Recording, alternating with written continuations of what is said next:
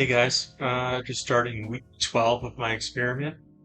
Um, just going through some industry data, kind of see where we are. It's a little bit eye-opening. Found some things I did not expect to see. Um, just for awareness and transparency, I do use Card Ladder primarily as the tool for researching cards and prices and stuff like that. I pay for it. Think it's a pretty good deal. Market Movers is the same type of product. Any of those is pretty good, I'm sure. I pay for this one like I pay for the extended PSA membership, the plat, whatever we're calling it. But anyway, just looking at the monthly volume, I looked at the historic data that was in the system, and what I found pretty surprising is that my personal assumption and perspective was is that there was less money within the market, and I'm actually seeing there's really the same amount of money within the market that there was during the COVID period. Um, February 2022 was the peak of the market, at least for these five marketplaces that Hardline tracks. Uh, February was the peak at 251 million for the month, and we were at 225, 214, 196. So now within the ballpark, not bad. This is a little bit surprising to me. Here are the five platforms that Card Ladder uses um, for these values: eBay, Fanatics, Heritage, Gold, and Alt. Uh, ComC should probably be on here. I don't know if that's something they're going to be doing in the future, or if they're included. They might be included with the eBay data. So they have that partnership with ComC. What I found surprising here was I had no idea Alt was getting as big as they are. They are about to pass up Golden for that number 4 spot. So that was a little bit surprising on my part. Um, when I looked at that data regarding the amount of money moving within the market, just to validate that perception, or that new perception, I should say, I went and looked at the daily volume, and sure enough, the daily volume marking within the markets has been pretty solid in 2024. There's actually been a slight uptick. If you look at this data in the purple, those are all the previous years, and if you look at 24, all those blue, that's where the bulk of the collectors are. That's where I am. That's where I sell. That's actually up. And so I did a little more digging. And if you look at the number of daily transactions, the transaction number is huge now. 4.36 million cards sold on 5 platforms.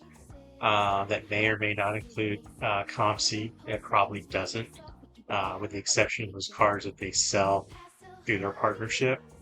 Um, so I kind of understand why marketplaces are starting to pop up everywhere because that's where the money would be. Um, Transactions are skyrocketing. Look at that between 2022, and I'm sure product availability, marketplace availability, and such.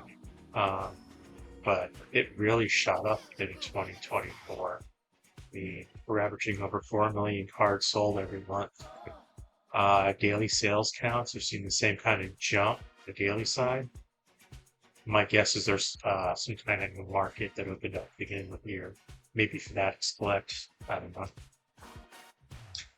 And then the last two graphs that they use, or they show on Card Ladder, are the Card Ladder cards, which are essentially their index cards or the Grail cards. And the Grail cards have been continuously slowing. If you look at the actual market data, the dollar sales going through the market are actually down significantly in the high-end market. One thing to keep in mind is this isn't value. This is just the volume of money and the velocity of money within the system. So on the high-end side, it's really moving down, and the daily transactions, you're seeing the same thing. The daily transactions are much higher here. As you move into 2024, the variance between the top and the bottom was pretty solid. Not seeing a lot there, so it is actually low. So tells me that I need to figure out how to make money on lower dollar cars. Just out of curiosity, it's 4.3, and then peak 2.2. Okay, so average transaction per card this year looks to be right around the mid 40s, based off around 4.5, low 4 million, just over 4 million transactions. Now in February 2022, with 251 million in transactions, there were just over 2 million cards sold. $120 a transaction. So yeah, making money at $120 per transaction is very easy within the card business. Making money at $45 a transaction when you are actually so that means I need to figure out how to make money at roughly $45 a card. You take $20 out for grading. Wow, those are tight margins. Making money at $45 a card is pretty tough at the margins they're charging, but interesting. Anyway, sorry, I've long-winded there. Let me just go through some other tabs. On the Fanatics side, this was my first big wave of auctions. I sold 26 items for $855. And just out of curiosity, what is that average transaction? So that's an average transaction value of less than $33. So that's terrible. Terrible. I would have hoped at least, we'd be around the market average. I'll figure this out. Maybe it was just the selection, but just going through the cards, everything underperformed with some significant underperforming. Doesn't mean I've lost faith in the product or the marketplace, but something that I'll consider. I'm not going to stray from my strategy or anything to keep on going. But Marty McFly sold for 130. That's the first time it's ever been sold. I'm happy with that number. I had no expectations, so I just wanted more than what I paid for the grading. But at that number, I'm kind of swallowing the fact that I'm going to lose money on the cards I graded.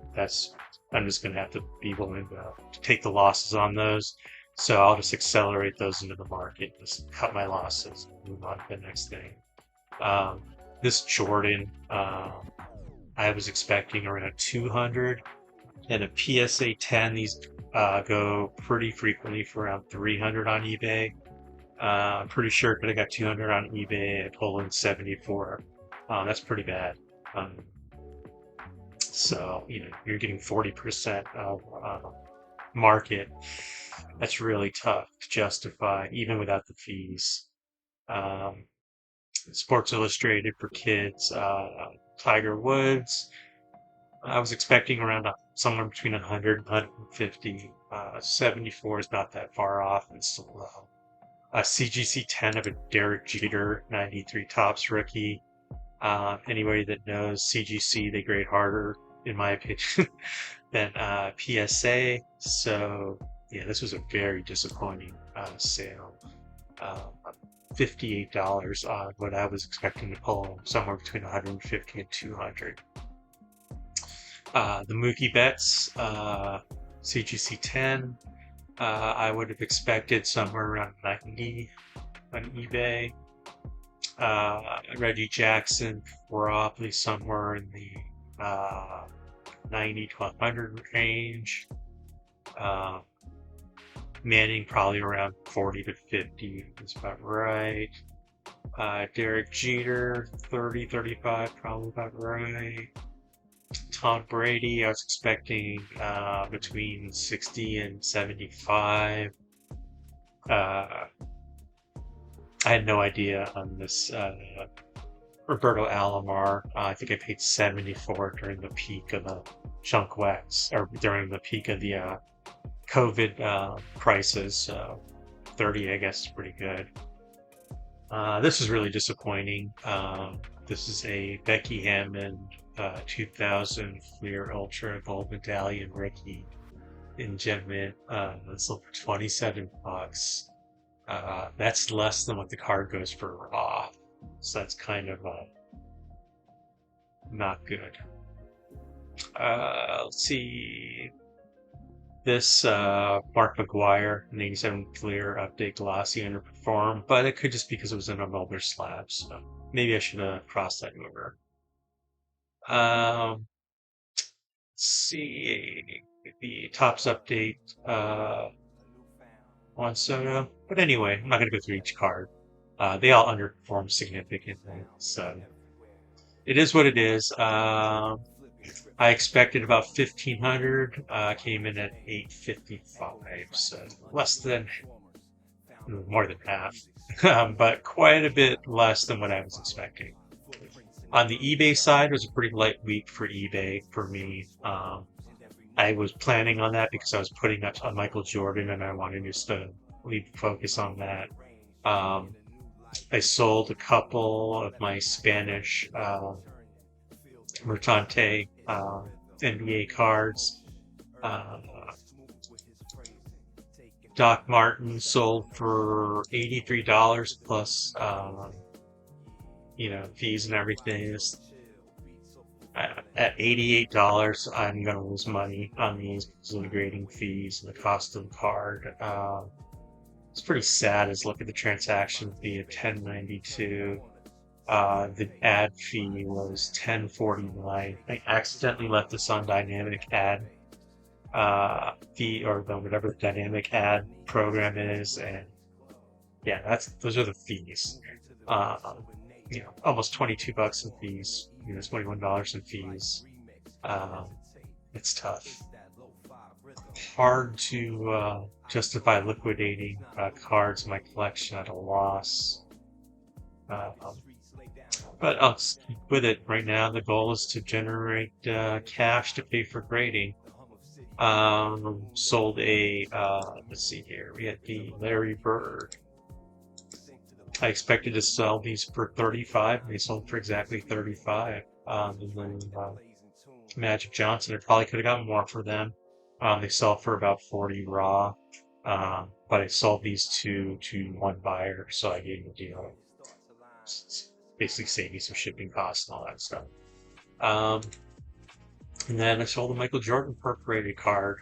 Giving up on these. Not gonna buy those anymore. They just, 20 bucks or like $10 for an eye.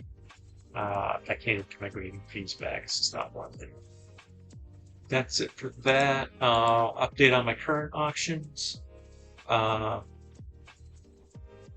Nothing much going on here with the exception I put up a bunch of the Spanish cards and then I put up the Michael Jordan.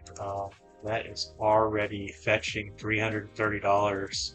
We're still almost a week to go. It ends this Sunday. So I'm pretty happy with that. I bought this as a complete set last year for like $600 and some odd dollars. Sat on these things forever because I just like looking at it. How I'm selling them. And at first I thought I would be lucky to break even, but looks like I'm going to get out ahead on this.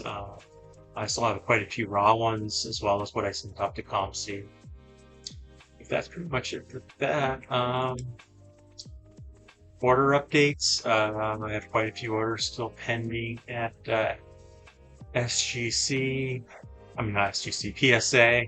I got the one order back from SGC. This last order here that's been in assembly for a little over 2 weeks with a check mark, I'm fully expecting to be getting a upcharge email on this one, which is good news. That was the expectation and the hope. And it was this card right here. This one went under a microscope and should fit all the requirements of an OPG10. At least on the technical side. If there's something the grader doesn't like about the eye appeal, I can't do anything about that. But on the technical side, this should grade out as a 10, hopefully. All those scratches, those are just from the PSA scanner. But these will be coming back soon. If I get a couple gems out of this, that'll be nice. I'm expecting hopefully at least 1 or 2 9s on this side for the Indiana Jones cards, help pay for the grading. That's it. Hope to have a new update next week. The videos are slowing down because I just don't have a lot going on with the card scene. But I'll get stuff up as I get new things coming in or new information. Thanks for watching.